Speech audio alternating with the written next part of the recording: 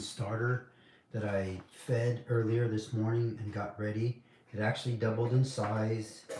If you look at it, went from here to there. It's pretty high. Inside it looks good. So what I'm going to do, I have a recipe. I'm going to put it together. Start off by using your scale. You zero out your scale. The amount of starter I'm going to put in, I'm going to make a small batch because I haven't made one right just yet. The loaf, I guess they call it an artisan loaf. So I'm not gonna try and make a bread loaf, although I have some bread pans. I'm still gonna give it a shot. So this recipe calls for 50 grams of starter, right? Okay, so I'm zeroed out my scale. I'll put 50 grams of starter in. See what it looks like. I used it already, tried it, it passed the float test, which is pretty cool. So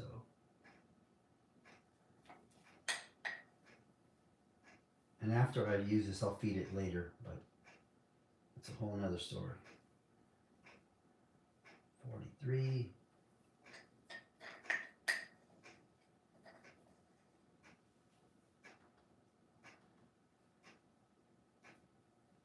Trying to get this in here. 52. All right, that's good. So I got 52, which is close enough to 50 for me. Then your water, you don't want it cold, you want it kind of warm, but not too warm. Like you want to stay under 90 degrees. So do that. Lid's right here.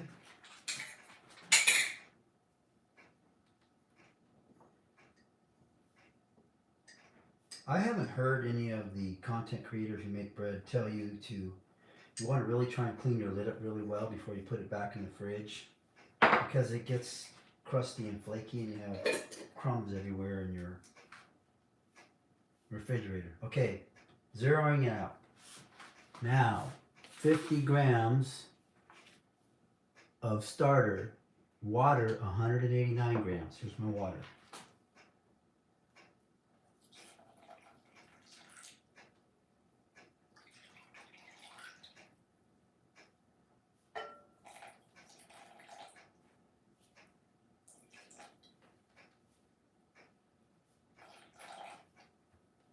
There it is. All right, I'm gonna mix this up now. I'm gonna start with this spoon. I have one of those fancy schmancy Dutch whisk is what it's called. I got a starter kit from Walmart, and I wanted to incorporate this in this starter. That's on the spoon. Wash my hands, and then I'll get the little tool to mix with.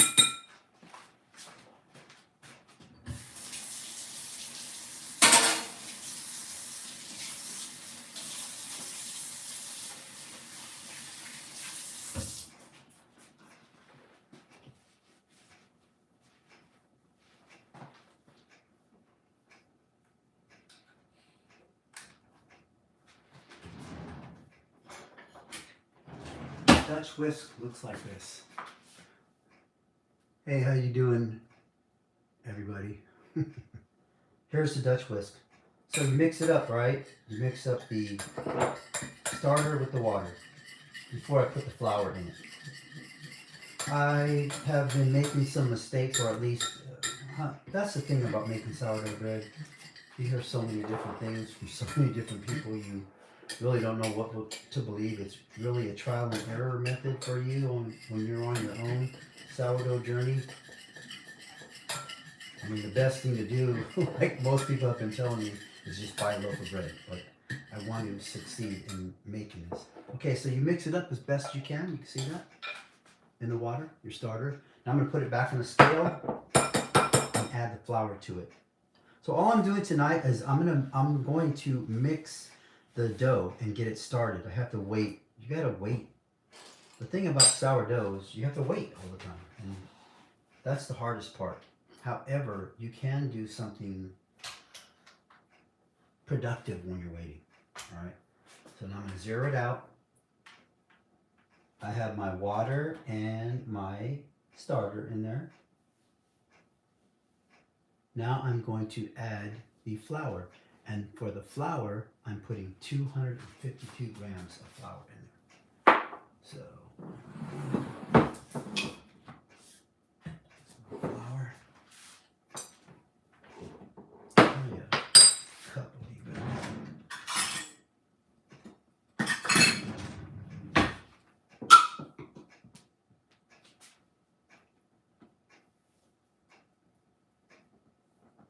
Okay, that's 160.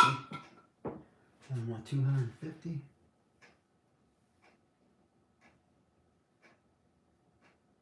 $252. All right.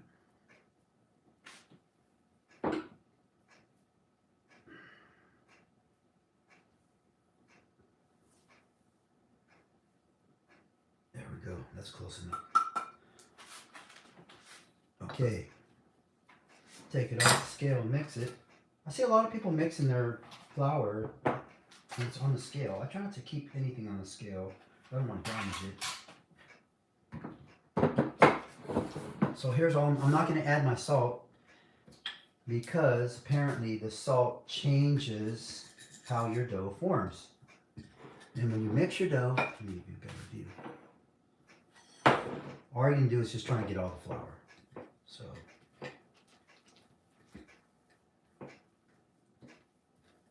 And the thing that I am learning is that you don't have to really mix dough like you would a bread dough that has yeast, because this makes its own yeast. So mix it up, and it's, I guess the term they use to describe it, the dough, is it's going to be shaggy looking, right? So once I get this dough all mixed, try and get all the flour out of here, right? You can see that in there.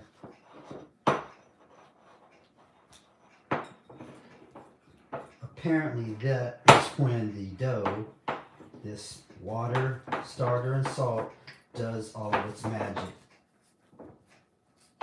But when you mix it in there, this is going to be a small loaf. I'm not trying to make a big loaf. I'm on my 4th bag of flour trying to get this right, you guys. How you doing, everybody? Thanks for watching. What I'm doing tonight is I'm making some sourdough bread. If you guys look up how to make sourdough bread, it's a little intimidating because there's a lot of steps to it, and a lot of people are trying to simplify their recipes and make it easier, and it always seems to work when they make videos and they show you how the recipes are, right? But it has not worked for me just yet. So what I'm doing now, I mixed everything. You see how it looks? It's kind of shaggy.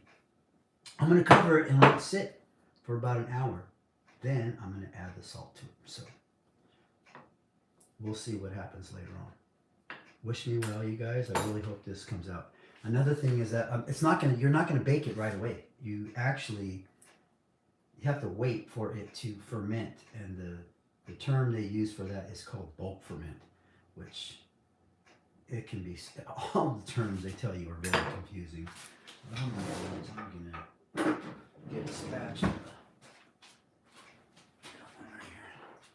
Put everything together. Make it a little nice. So then I'm going to cover this. Let it rest. So while it's resting or fermenting, that's when everything, the magic happens, so to speak, and everything comes together.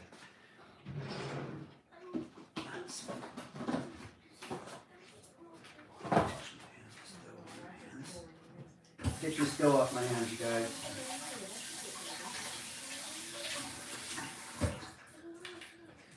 But normally the people you see on the videos, they got everything dialed in. The videos, the format, the tools they use to make it. It looks good. Mine, I'm just a regular guy trying to make sourdough bread. That's all. I'm not an expert in that. There you go. That's it. So I'm gonna let it rest for about 40 minutes. Then I'll put the salt in it. But Lord willing, I'll come back on later. Thanks for watching, you guys. You can follow my channel if you like. Appreciate it. Take care. Have a nice night.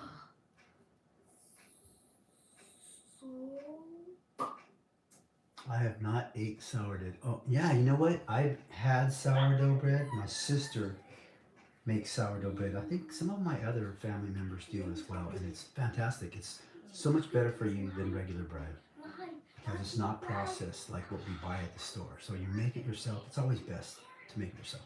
So with that in mind, guys, thanks for watching. Talk to you soon.